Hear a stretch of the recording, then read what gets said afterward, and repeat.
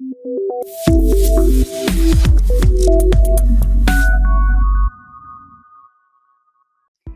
everyone and welcome back to CodeChef. In today's video, we are diving into a very important concept, that is constructors and destructors in C++. By the end of this session, you will understand what a default constructor is, how parameterized constructors work, why we use a copy constructor, and finally, how destructors help clean up memory. So let's get started. Constructors. A constructor is a special member function of a class that is automatically called when an object is created. Why constructors are needed? They are used to initialize data members, ensure object starts in a valid state, reduce chances of bugs, and improve code readability. A constructor has same name as the class name, and it has no return type, not even void. Now we are going to discuss types of constructors. The very first type is default constructor. A default constructor is a constructor that takes no parameters. So it is called when an object is created without passing any argument. Its syntax is class keyword, then class name, curly brace begin, public colon, then default constructor. Why? Because whatever is the class name, we have created a function with the same name and with no return type. So class name, then brackets, curly brace begin, then we will write the code inside the default constructor, and curly brace close, then curly brace close for the class code and semicolon. So this is how the syntax of default constructor works. Now let us go to the CodeChef platform and see an example of default constructor in C++. The program objective is simple counter class with default initialization, and the expected output is counter created exclamation mark, initial count :0, updated count :1. Coming to the code, hash include IOStream using namespace std semicolon, then class counter. So the name of the class is counter. Curly brace begin for the class code, then public colon int count semicolon. Now counter, brackets, and curly brace begin. The name of this function is exactly similar to the name of the class and with no return type. So this is a default constructor. Count is equal to 0 semicolon. So we are initializing the variable count with 0.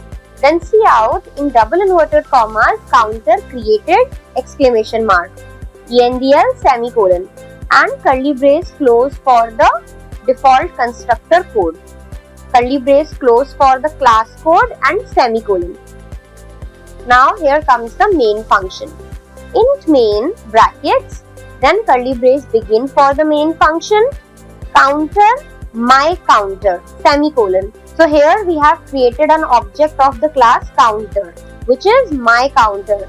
Now as soon as we make an object of the class, the default constructor is called automatically. Cout in double inverted commas, initial count :, my counter dot count. So with the help of this object, my counter, we are accessing the value of the variable count, endl semicolon. Then my counter dot count plus semicolon. So we are incrementing the value of variable count by 1. Now let us print the updated value of variable count. Cout in double inverted commas updated count :, then now we will print the updated value of counter by writing my counter dot count. Then endl semicolon, return 0 semicolon, and the main function ends here. Now let us run the program to see the output. Counter created semicolon, initial count :0. So we initialize the value of the variable count with 0, and then we perform the increment operation by writing my counter dot count plus. So the updated count is 1. Next type is parameterized constructor. A parameterized constructor is a constructor that takes arguments to initialize objects with custom values. Now, why do we use parameterized constructors? To assign values at object creation, to to avoid separate initialization and make code more meaningful. Now here are some benefits of using parameterized constructor. First, it creates cleaner code, safer initialization, and it is preferred in real projects. Now let us go to the CodeChef platform and see an example of parameterized constructor in C++. Here the program objective is student details with parameterized constructor, and the expected output is student name John Doe, roll number 12345, marks 85.5. Coming to the code, hash include IOStream using namespace std . Then class student, curly brace begin for the class, public : then string name int roll number double mark . So we have declared 3 variables inside this class, and now we are creating a parameterized constructor to initialize name, roll number and marks. Student, then inside brackets string student name, int roll number, double student marks, bracket close, curly brace begin for the constructor. Name is equal to student name, roll number is equal to student roll number, marks is equal to student marks, and bracket close for the constructor. Now we have a function void display student info, brackets, then curly brace begin for the function body, cout in double inverted commas student name : then the value of variable name will be printed, endl : then cout in double inverted commas roll number : then the value of variable roll number will be printed, endl : cout in double inverted commas marks : and then the value of variable marks will be printed, endl : bracket close for the void display student info function, bracket close for the class, and semicolon. Now we have the main function.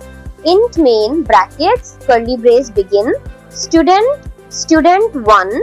Now here we are initializing the parameterized constructor by creating an object of the class student1. Then inside bracket, first we are writing the value of variable name. So in double inverted commas I have written John Doe, then the value of variable roll number 12345, then value of variable marks 85.5, bracket close and semicolon.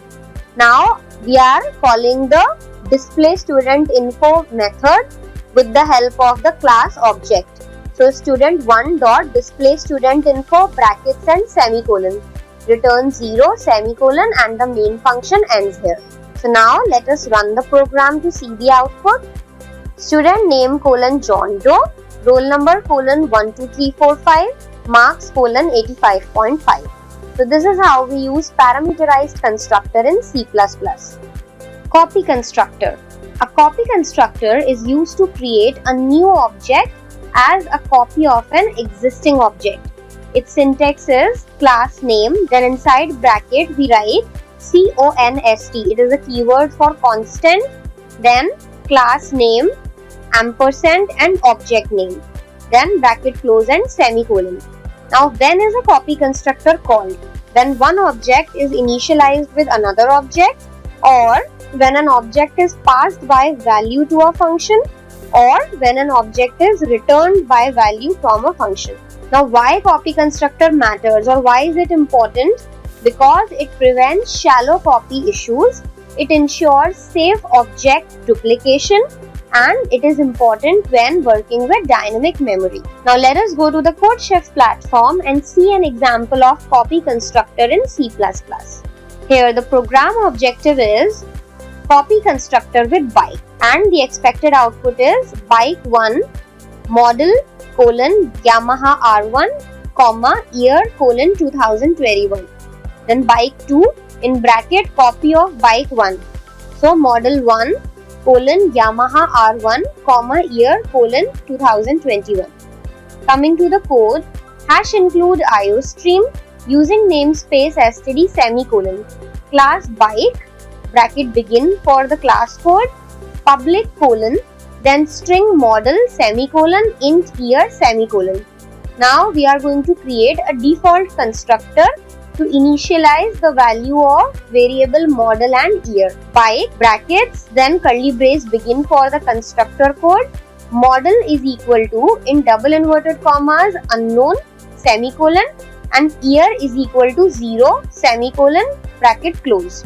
Now we are creating a copy constructor which creates a new object by copying value from the other bike object. So bike, then in bracket const cons, then bike and b. So here we have created an object that is b for class bike. Bracket close, then curly brace begin for the constructor code. Model is equal to b dot model semicolon. So it will copy model from the original bike object. Then year is equal to b dot year. So it will copy the value of variable year from the original bike object. Semicolon, bracket close, and bracket close for the class code semicolon. Now comes the main function. Int main brackets curly brace begin for the main function. Now we are creating object for class bike. So bike 1 semicolon. Bike 1 dot model is equal to, in double inverted commas, Yamaha R1 semicolon. Then bike 1 dot year is equal to 2021 semicolon. So here we are assigning values to variable model and year with the help of the object bike 1. Then we are creating another object for the class bike. Bike 2 is equal to bike 1. So what are we doing here? We are copying the values of bike 1 object into bike 2. So here we are invoking copy constructor. Now let us display the details of both bike 1 and bike 2. See out, in double inverted commas, bike 1 slash model colon. Then the value of bike 1 dot model will be printed. Then in double inverted commas, comma year colon. And then the value of variable year with the help of object bike 1 will be printed. So bike 1 dot year endl semicolon. Then see out, in double inverted commas, bike 2 in bracket copy of bike 1 colon model dash model colon, then bike 2 dot model in double inverted commas comma year colon, and then the value of year. So bike 2 dot year endl semicolon, return 0 semicolon, and the main function ends here. Now let us run the program to see the output. Bike 1 dash model colon Yamaha R1 comma year colon 2021.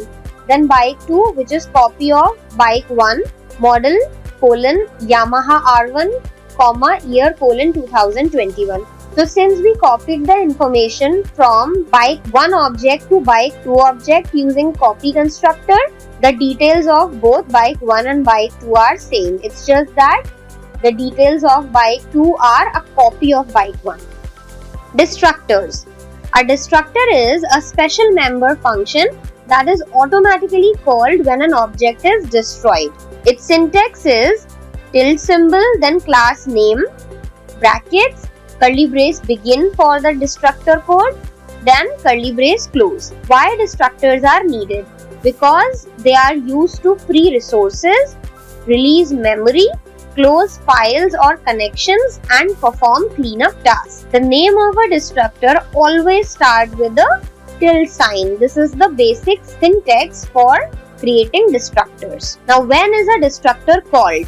It is called when an object goes out of scope, or when a program ends, or when delete is used for dynamically allocated objects. Then why destructors are important? They are important to avoid memory leaks, free dynamically allocated memory, and clean up system resources. Now let us go to the CodeChef platform and see how to use destructors in C++. Here the program objective is greeter class with constructor and destructor. Hello, Ranjan, exclamation mark. Inside the scope, then goodbye, Ranjan, exclamation mark. Program finished. Coming to the code, hash include iostream using namespace std semicolon, then class greeter. Curly brace begin for the class, public colon string name. So now we have declared a variable name of type string. Then greeter in brackets string person name, curly brace begin. So this is basically a parameterized constructor. Now inside this constructor, name is equal to person name semicolon. So we are assigning the value of this parameter into the variable name. Now we are initializing the value of variable name with this parameter person name. Cout in double inverted commas hello comma, then the value of variable name exclamation mark in double inverted commas endl and semicolon, bracket close for the constructor. And now we are creating a destructor which will be automatically called when an object goes out of scope or is destroyed. So as we discussed, we are going to start the destructor name with a tilde sign.